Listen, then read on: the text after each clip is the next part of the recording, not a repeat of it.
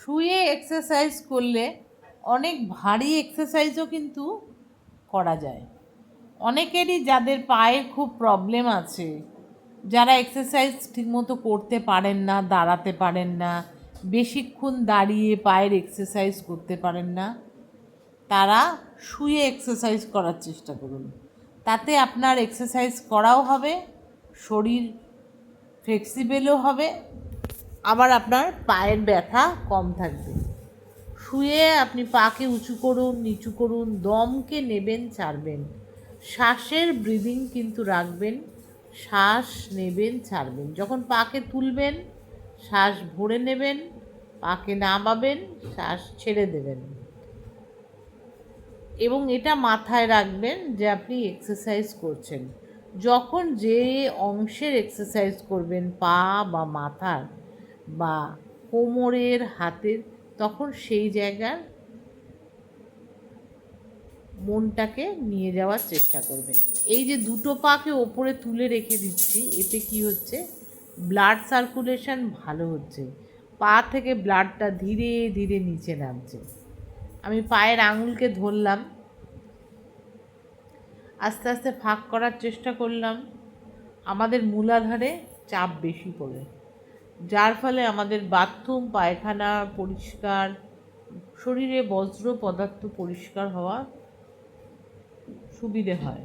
এবার হচ্ছে আনন্দবালা আসন করছি, পাকে ভাঁজ করছি, হাঁটুকে মুড়ে ছুটছি, খুলছি। এটা কিন্তু ছোটোবেলায় ছোট ছোট বাচ্চারা খুব ইজিভাবে করে, আমরা বড় হয়ে এটা করতে পারি না। পা ফাঁক করে এই যে এক্সারসাইজ করলে কী হয়, যেটা কিন্তু আমরা করিই না। পায়ের এক্সারসাইজ করতে গেলে এটা কিন্তু আমাদের করতেই হবে। পায়ের এক্সারসাইজ যত করবেন তত দেখবেন আপনি আপনার লোয়ার বডি অ্যাক্টিভ হচ্ছে। লোয়ার বডি অ্যাক্টিভ হলে কি হয়, আমাদের শরীরের দৃঢ়তা আসে এবং চলাফেরা করতে সুবিধা হয়। পদহস্ত আসন, পবনমুক্ত আসন করছি। এক পা মুড়ে বুকের কাছে একটু চেপে রেখে দিন, মাথা তুলতে হবে না। যাদের স্পন্ডিলাইটিস আছে মাথা মাটিতেই রাখুন, যাদের নেই তারা তুলতে পারেন। চেপে রাখুন পেটের কাছে, শ্বাসকে টেনে রেখে দিন, শ্বাস ভরে রাখুন পেটের কাছে। দেখবেন আপনার পেটে চাপ পড়বে, তলপেট ওপরের দিকে, যাদের ঝুলে গেছে তাদের উঠে আসবে। দুপা একসঙ্গে করুন।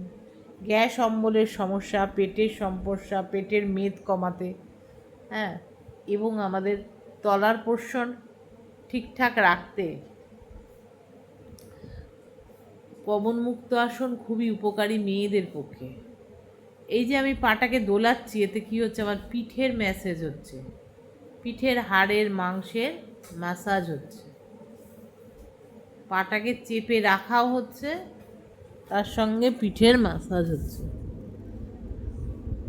এবার আমি ওপর নিচে করছি, এতে আমার কোমরে চাপ পড়ছে, ফ্লেক্সিবিলিটি বাড়ছে, মেদ কমবে পেটের। পুরোটা আপনি উঠতে পারেন, অল্প উঠতে পারেন। শুয়ে পড়বেন, শ্বাস নেবেন। কোনো এক্সারসাইজ করার পর একটুখানি রেস্ট নিয়ে পরের এক্সারসাইজ অবশ্যই করুন। শরীরকে যোগা করতে করতে শরীরের নার্ভ ঠান্ডা হয়, মাসেলের মুভমেন্ট হওয়ার পর মাসেল রিল্যাক্সেশন হয়। তাই যোগা আমাদের এমন কিছু ভারী এক্সারসাইজ নয় যে যোগা করার পর আমি কোনো কাজ করতে পারবো না। ধীরে ধীরে শরীরের জয়েন্ট এর মাসেল মুভমেন্ট করুন, শরীরকে সুস্থ করে তুলুন। উঠে বসলাম, উঠে বসে আমরা কি করছি, ভালোভাবে বসে নিয়ে মুখে আমরা একটা আওয়াজ করব। ছোট বাচ্চারা যেমন গাড়ি চালানোর মতো আওয়াজ করে তেমন টাইপের ব্রব ব্রব ব্রব ব্রব ব্রব ব্রব ব্রব। মুখের পোর্শনকে আমরা মুখের থেকে একটা আওয়াজ ব্রব ব্রব ব্রব ব্রব ব্রব ব্রব ব্রব, এরমভাবে যে ছোটো বাচ্চারা যে গাড়ি চালায় ঠোঁটটাকে কাঁপিয়ে সেটা করতে পারি। ব্রব ব্রব। জিভকে ফোল্ড করে জিভকে করতে পারি। হাতকে, এক হাতকে সামনের দিকে মুড়ছি, অন্য হাতকে পেছন দিকে মুড়ছি, এক হাতকে সামনের দিকে মুড়ছি, অন্য হাতকে পেছন দিকে মুড়ছি। এগুলো কিন্তু ব্রেন এক্সারসাইজ। ব্রেন আপনাকে ঠিকঠাক অর্ডার দেবে আপনি কোনটা করবেন। প্রথমেই করতে পারবেন না, ধীরে ধীরে অভ্যাস করতে করতে করুন, দেখবেন ঠিক পারবেন। হাতকে পুরো ঘুরিয়ে নিলাম। বল অ্যান্ড সকেট জয়েন্ট আমাদের অ্যাক্টিভ হচ্ছে। সবসময় স্পন্ডিলাইটিস যাতে না হয়, শরীরের ওপর পোর্শন ঠিক রাখতে শরীরের ওপর পোর্শন মুভমেন্ট করবেন, চেষ্টা করবেন শরীরকে অ্যাক্টিভ রাখতে। একটু হাত পা ছড়ালেই আপনি শরীর অ্যাক্টিভ রাখতে পারবেন।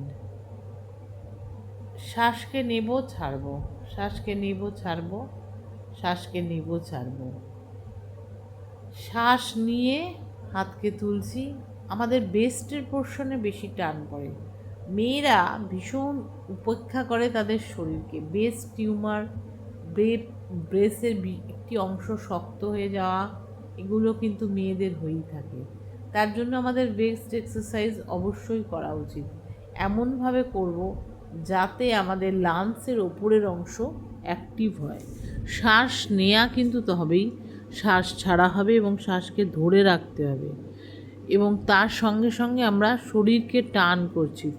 টোনিং হচ্ছে আমাদের পুরো বডির মাসেল এবং চামড়ার। পাকে ছড়িয়ে দিচ্ছি,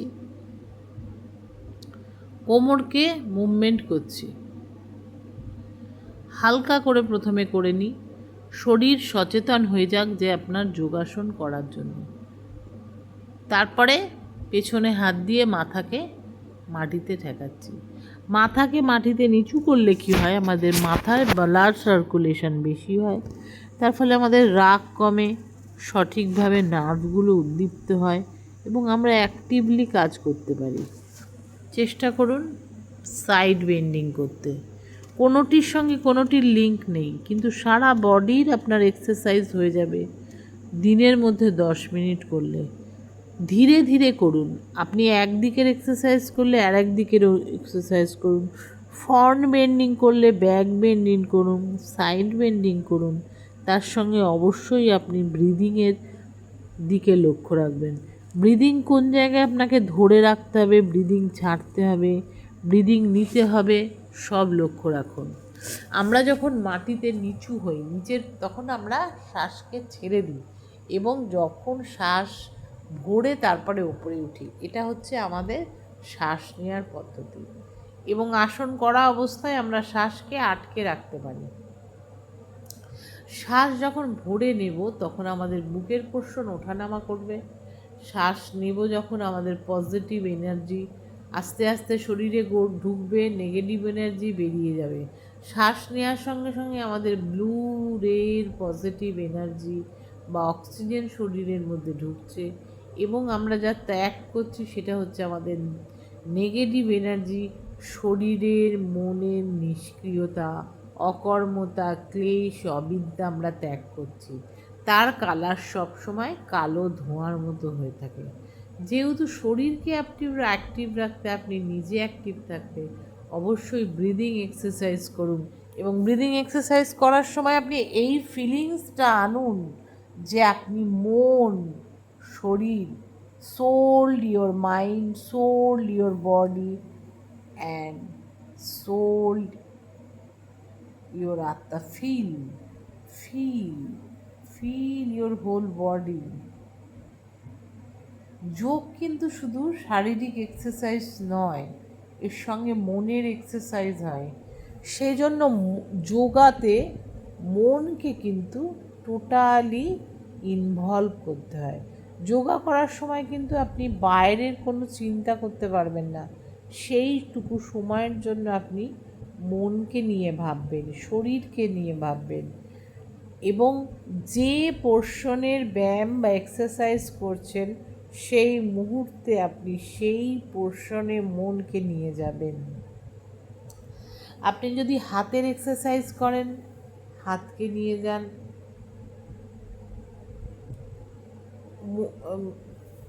পায়ের এক্সারসাইজ করেন, পায়েরকে নিয়ে যান। আমরা যখন এক্সারসাইজের মাঝে একটা জিনিস ভীষণভাবে করি, সেটা হচ্ছে সোলকে ফিল করি। বুকে হাত চেপে আপনার হার্টবিটকে অনুভব করুন। প্রথমে আপনি কিন্তু সেটা পারবেন না, এটা অতি সোজা কাজ নয়। যখন আপনার মেডিটেশান সঠিকভাবে হবে, আপনার আত্মার অনুভূতি আসবে, এই হার্টবিটের আওয়াজ আপনি পাবেন। মানুষ যখন প্রথম জন্ম নেয় তখন কিন্তু মাতৃগর্ভে তার হার্টটাই আগে তৈরি হয়েছিল। এই হার্টের সাইজ হচ্ছে, প্রত্যেকটা মানুষের হাতের মুঠোর সাইজ হচ্ছে তার হার্টের সাইজ। এই হার্টের শব্দকে ফিল করুন, অনুভব করুন, ধীরে ধীরে ফিল করুন আপনার হার্টবিট। সারা দিন সব সময়ের জন্য এই হার্টবিট চলছে, কিন্তু এই যে এটা আপনার সম্পত্তি, এটা আপনার পরম আশ্রয়। এই হার্টবিটকে অনুভব করুন। এটা খুব সোজা কাজ নয়, কঠিন কাজ, কিন্তু মনোযোগ দিয়ে করতে হবে। এটাই হচ্ছে যোগ। যোগ মানে কিন্তু হচ্ছে নিজেকে অনুভব করা, ফিল করা, যোগের ফিলিংস আনা। যোগের জন্য প্রথমে আগে মানসিকভাবে নিজেকে তৈরি করতে হয়, তবে এক্সারসাইজে মন আসে। এবং প্রতিটা এক্সারসাইজ করার সময় সেই অর্গানে মনকে নিয়ে যেতে হয়। তার সঙ্গে থাকে আমাদের ব্রিদিংকে আমরা ধরে রাখবো, শ্বাসকে আমরা ধরে রাখবো, তবে আমরা বেশি ফল পাবো। মন দিয়ে এক্সারসাইজ করলে তবেই যোগ করতে পারবেন, এবং আপনি জীবনে কিছু পাবেন। হাত পা ছোড়া বা স্বাভাবিক এক্সারসাইজ তো আপনি ইউটিউব দেখেই করতে পারেন। তাহলে তা আপনার প্র্যাকটিক্যালি যোগ শেখার কি দরকার? যোগকে শিখতে গেলে কিন্তু তাকে অনুভব করতে হবে। অনুভব করতে হবে আপনার নিজের মনকে, আপনার বডিকে, প্রত্যেকটা বডি পার্টসকে। প্রত্যেকটা বডি পার্টসের একটা নির্দিষ্ট আওয়াজ আছে, সাউন্ড আছে। একটা মেশিন যখন চলে, তার যখন একটা আওয়াজ হয়, তেমনি আমাদের প্রত্যেকটা বডি পার্টস, লিভার, স্টমাক, সমস্ত কিছুর কিন্তু একটা সাউন্ড আছে। সেই সাউন্ডটা হয় শঙ্খের মতো, বীণার মতো মধুর ধ্বনি। সেইটাকে অনুভব করার জন্য আমাদের অবশ্যই মনকে শান্ত করে যোগে মনোনিবেশ করতে হয়।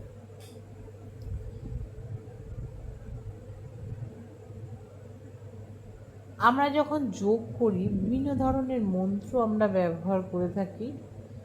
সেই মন্ত্রগুলো আমরা তখন ইউজ করি।